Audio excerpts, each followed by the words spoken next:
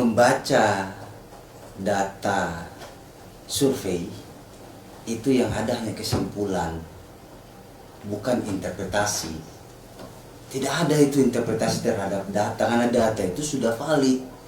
Ada kalkulasinya, ada nominalnya, ada analisisnya, kemudian kesimpulannya, bukan interpretasi. Itu yang pertama. Yang kedua, saya kira-kira begini.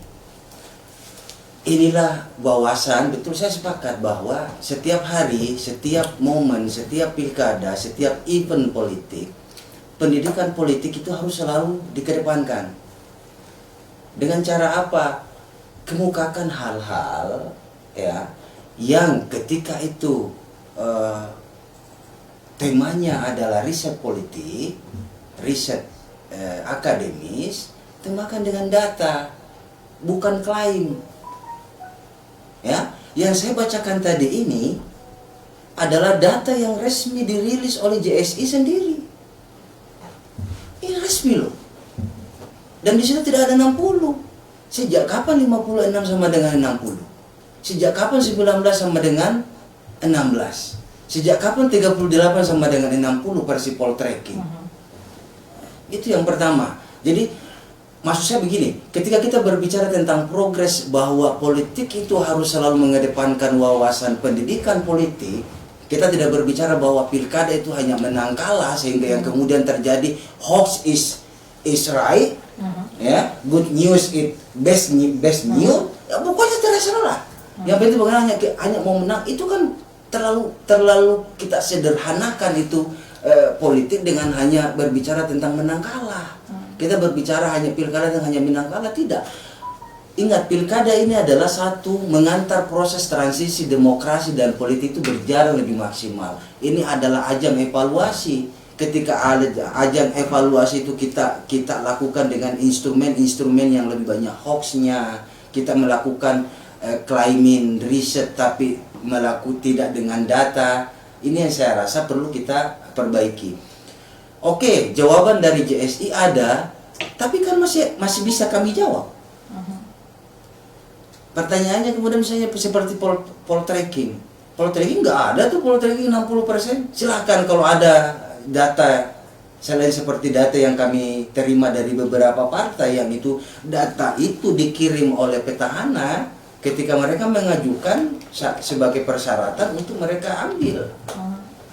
Partai-partai yang dipinang baik oleh petahana atau kandidat itu meminta, kalian punya riset tidak? Nah, petahana menyampaikan itu ke partai-partai. Kami juga menyampaikan hasil riset itu ke partai-partai menjadi analisa. Itu resmi loh. Sekali lagi itu resmi. Dan hasilnya tidak ada. Jadi maksud saya begini, kalau kita sepakat bahwa pendidikan politik itu harus dikedepankan dalam setiap momen politik, apalagi pilkada. Ini pilkada bukan hanya menang kalah. Kita kalau hanya bicara menang kalah dalam pilkada, sia-sialah semua APBD yang puluhan miliar, seratusan miliar ini kita gelontorkan hanya untuk memilih penguasa. Tidak, Pak. Kita berbicara tentang pilkada ini adalah proses transisi politik yang demokrasi itu semakin hari semakin berjalan dengan bagus. Sehingga progres apapun yang dilakukan itu adalah lakukanlah ketika itu adalah riset, berkaitan dengan riset, kemukakan dengan data. Klaim mengklaim menurut saya sah-sah saja. Seperti Pak Dokter tadi bilang, seperti Saudara Santa tadi bilang. Tidak masalah itu klaim mengklaim, karena menurut saya jangan bertarung deh kalau tidak optimis. Wah sudah kami kalah, gimana caranya Anda mau menang?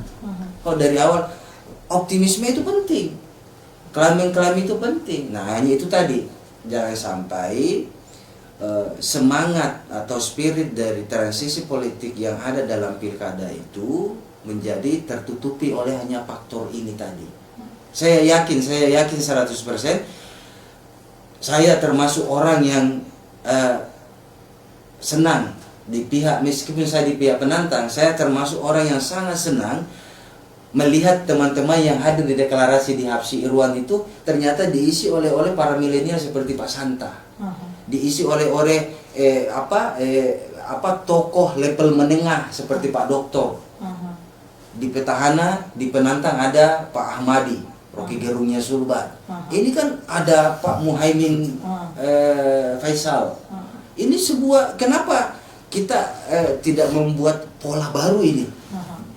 Semuanya, kalau Pak Dokter bicara tentang